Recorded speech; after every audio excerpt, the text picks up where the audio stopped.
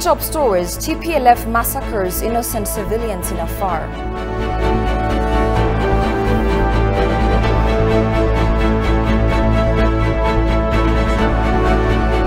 And Great Ethiopian homecoming said to be crucial for the country's democratic security.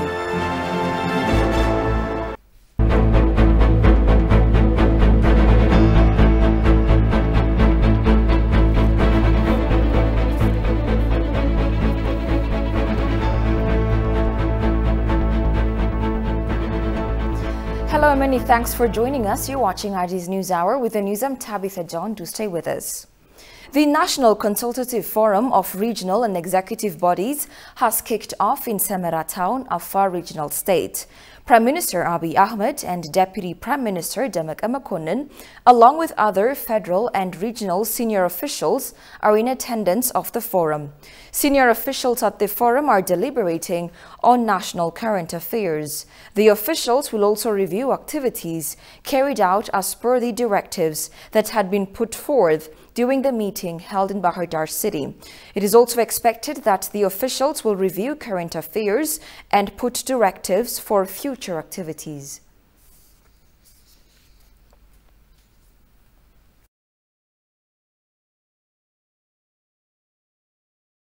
Ethiopia has registered remarkable history in the war for survival that it entered at such a critical time. The struggle waged by Ethiopian joint forces will go down in history books as exemplary. The remark came here today when State Minister for Government Communication Services, Selamawit Kasa, briefed journalists. The victory paves the way to stand together in the war of survival. According to Selamawit, preparations are underway to arrest all those who took part in terrorism activities during the invasion into Afar and Amhara state. Take a listen to her. It's obvious that the terrorist group has been killing civilians, raping women and girls, displacing dwellers, vandalizing governmental institutions and carrying out other heinous crimes. The group shall be held responsible for these evil acts. Right now, the government has dispatched a team to investigate crimes, while two sub-teams are conducting probes in the Afar region. After investigation is complete, those who are responsible will be arrested. The issue of rehabilitating the vandalized governmental and public institutions remains a top priority, particularly rebuilding destroyed health institutions, she said. Over 35 hospitals, 418 health stations, and over 1,700 health posts have been destroyed by the TPLF group. An effort has been made to rebuild these health institutions. These rebuilding acts are going well. Various hospitals from elsewhere have been giving a hand in getting these destroyed institutions back. On the other hand, the minister called on all citizens to support the over 2 million displaced people in the two states. 151,000 displaced citizens are sheltered in condominiums of regional states. However, many displaced are receiving treatment from the community in North Gondar, Desse, North Shawa and West Gojam. While rebuilding institutions, the cooperation observed in health centers should be replicated. The terrorist TPLF has conducted a fresh round of massacre against innocent civilians residing in Abala district, state of Afar. Though vowing to evacuate from Afar and Amhara, the terrorist TPLF has entered Afar via Fentira Suzon, meting out attacks against civilians. The terrorist group mercilessly fired heavy artillery while invading Abala town.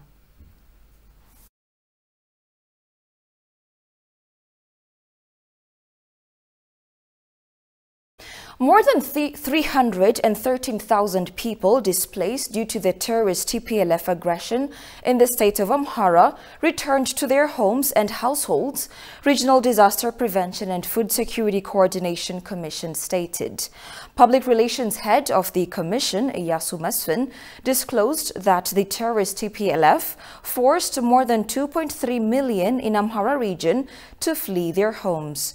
He also added that over 7 million people in the region were exposed to catastrophic humanitarian situations due to atrocities committed by the outlawed TPLF. Following liberation of towns and cities from TPLF's occupation, coordinated efforts are underway to return IDPs who are temporarily sheltered in Debra Burhan, Mekane Selam, Bahar Dar, Ebinat, and other 7 places back to their homes.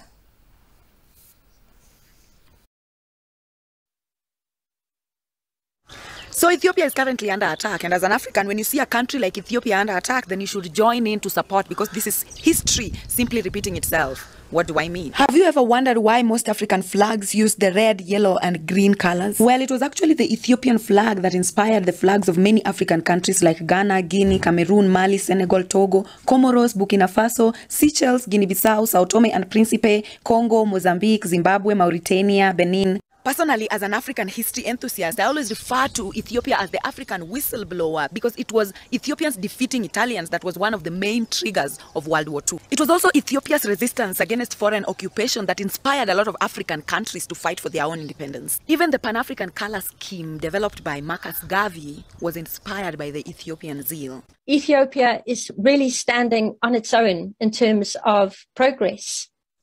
They attack Ethiopia because they want to attack the Belt and Road Initiative.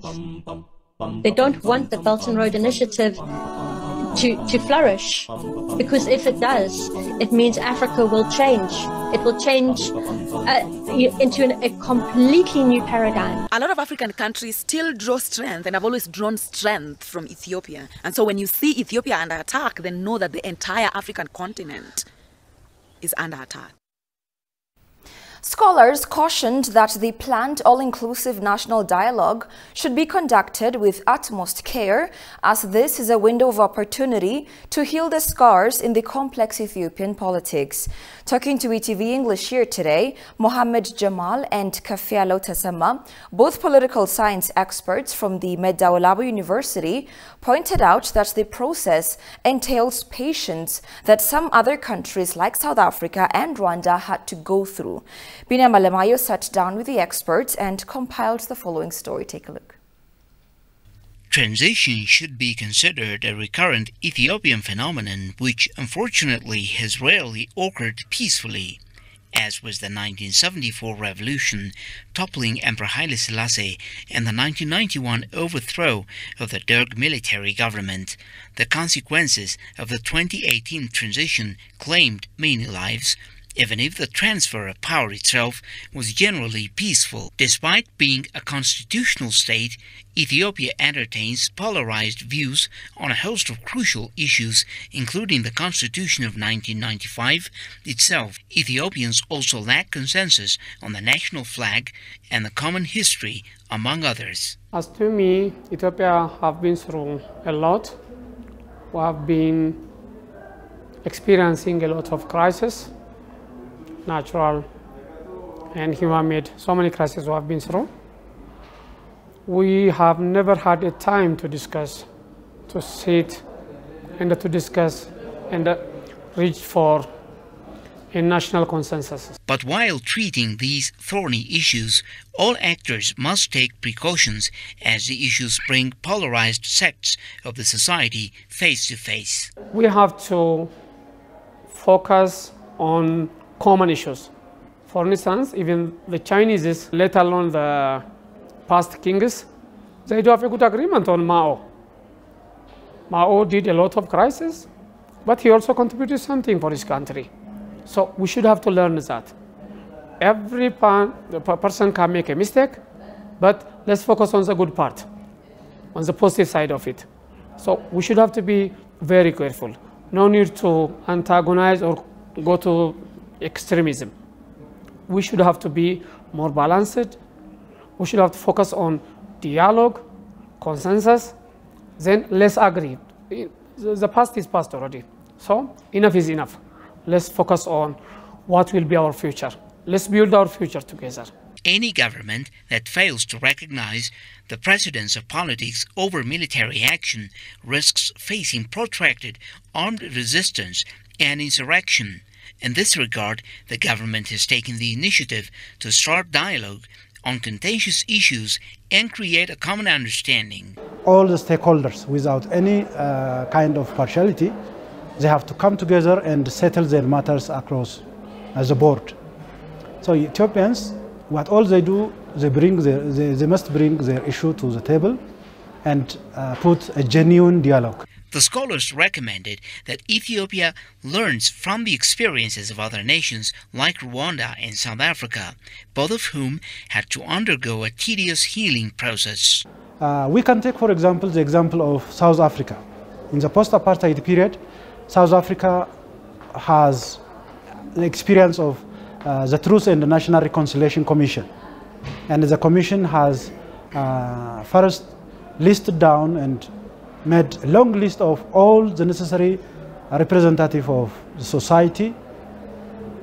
All issues come to the table. All the stakeholders actively participated and bring their truth. So their truth should be seen and heard. That chance was well done. And then after the truth, the reconciliation comes after everybody speaks, brings their justice. The historical injustice in the past have been brought to the fore stage of the dialogue table, and the dialogue table finally end up in a very good national consensus that South Africa is becoming the Africa's only state in the G20.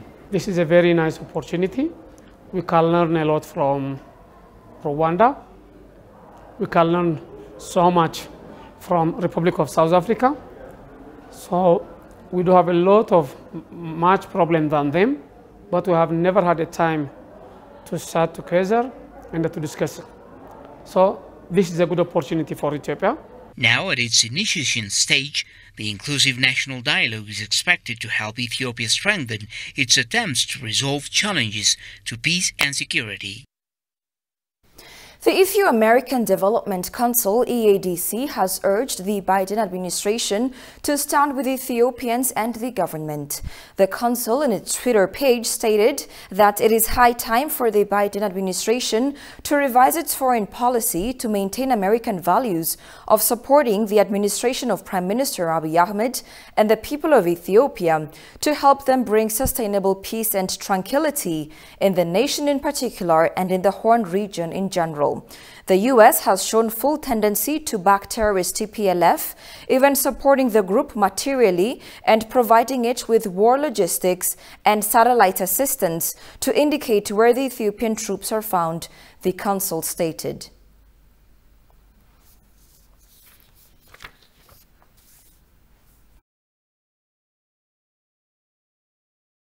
Ethiopians living abroad have started booking their flights for the fast-approaching Great Diaspora Homecoming Challenge. A Moscow-based American political analyst, Andrew Koribko, says the Great Ethiopian Homecoming is crucial for the country's democratic security. On the other hand, political scientists and historians pointed out that the resurfacing of Pan-Africanism helps resist undue pressures from the West. Take a look.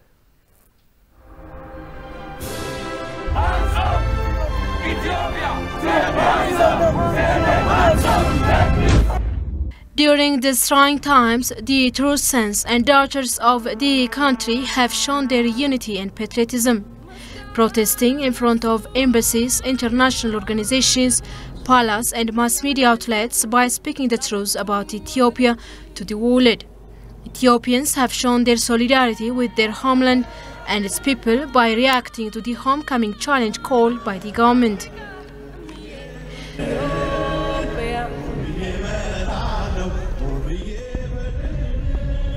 The reaction for the diaspora is much positive than the foreign tourists. The diaspora have already started booking their flight. The Ethiopian Airlines is every day filling its seats and adding up of additional aircrafts. And there are also a team of diaspora who are reserving charter flights. So the response from the diaspora is immense, and I'm very much excited in that. We have more than 1 million diaspora living abroad, I think close to 4 or 5 million probably. So we are asking 20% of the diaspora to come. And it's not only this month, it's open in the coming months too. So I'm sure they will make it, and I'm also inviting them to come again.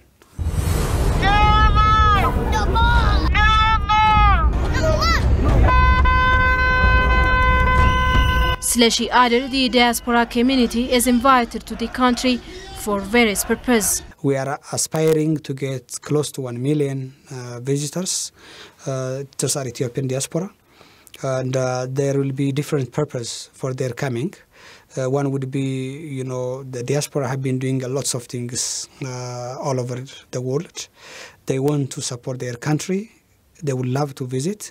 So one is to support the country and to see places which were really vulnerable and harmed. And the second would be to visit their families and friends. And the other, very small portion, may come for looking into investment options. Now the war is about to be over, so they will look into investment opportunities in the land. There is an idea that the Ethiopian diaspora, or the Ethiopian, will also bring their friends, work colleagues, and some other foreigners to accompany them, to come together and show them what's actually happening in this beautiful country. At the same time, they will also bring their families. It's like a national call, whereby we want all Ethiopians to come and see, to support the government, to support their own people. A Moscow-based American political analyst, Andrew Korbiko, says a homecoming challenge is not just a slogan, but a policy of tangible substance aimed at bolstering the country's democratic security. He referred to the anti-breed war tactics and strategies that comprehensively contract externally exacerbated conflicts within targeted states. They can take military, economic, social, media, financial and other forms. The purpose is to defend the targeted state's democratic system from unconventional attack by foreign adversaries, including those that take advantage of domestic proxies. Korbiko added that the US-led West's hybrid war on Ethiopia is multidimensional and relies heavily on manipulating foreign perceptions about this conflict. The aim is to turn the Ethiopian people against their government by dividing and ruling them through propaganda, including that which worsens their structural stability, such as by scaring away investors. That second mentioned element is achieved through the false claims alleging that the ANDF is carrying out ethnic cleansing. However, thanks to the patriotic Ethiopians who live in all over the world, they have been fighting the US and its allies undue pressure against Ethiopia through #NoMore movement. Indeed, apart from Ethiopians, Africans, black peoples and oppressed peoples around the globe are embracing the campaign. #NoMore movement is the second chance that Pan-Africanism come to life after generations of being divided and disputed. Africans are now on the way of standing together, and the Pan-Africanism movement has the spirit of unity of Africa, and the #movement also resounded the same cause, and I think this movement is very glorious and prestigious, and it is unprecedented in serving Ethiopia's stand to the international community, and it should be continue again until Ethiopia stands itself and win its cause. The Great Ethiopian Homecoming Challenge aims to draw 1 million people home ahead of the upcoming Christmas holiday.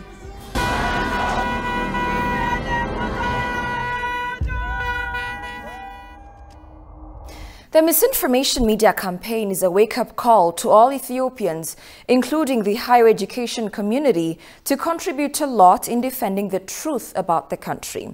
The remark was made by Dina Mufti, spokesperson of the Ministry of Foreign Affairs, at a forum to deliberate on the impacts of misinformation on diplomacy and ways to mitigate it.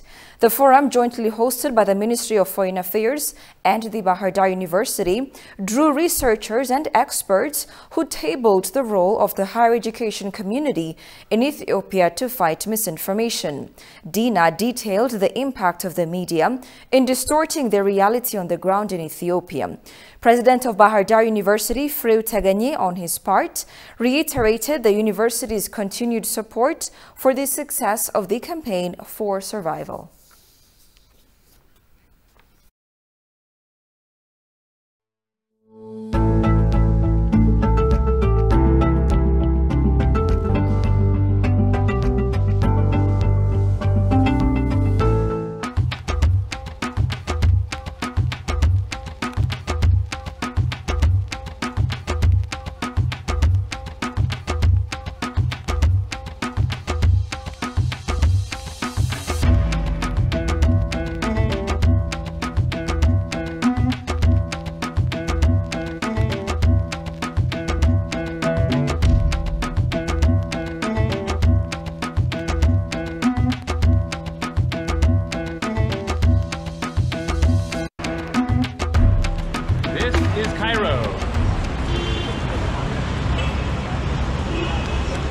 I arrived 3 days ago coming from Erbil, Iraq, and I had booked this hotel here, Grand Royal Hotel, online before coming.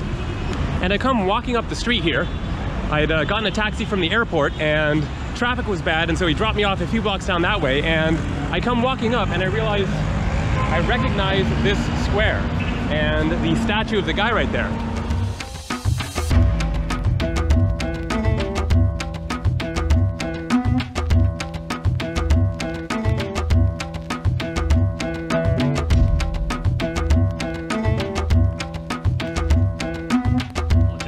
Let's get across the street here. The Nile River is right out there.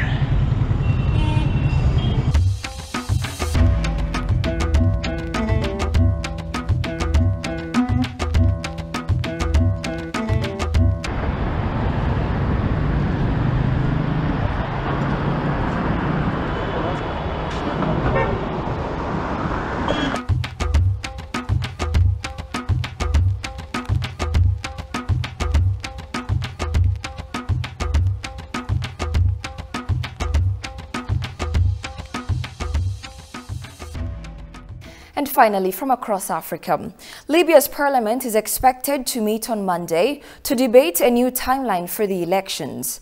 Parliament has also ordered the formation of a committee to create a roadmap to ensure the completion of the electoral process. This comes after the Electoral Commission cancelled presidential elections slated for Friday. It cites disputes over rules, including the eligibility of several divisive candidates. For more on that from the CGTN, here is Kasahun Chani.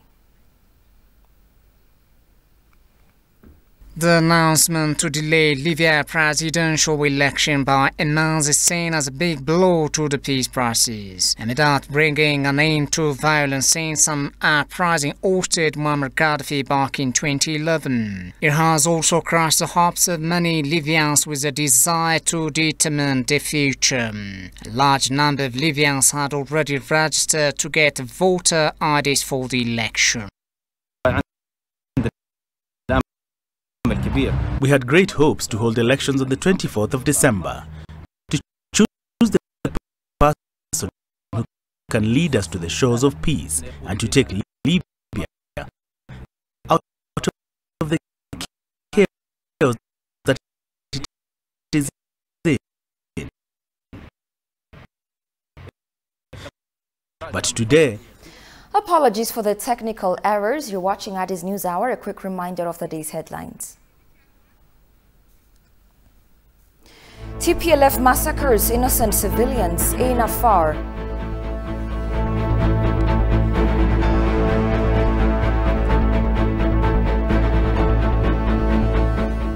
And Great Ethiopian Homecoming said to be crucial for the country's democratic security.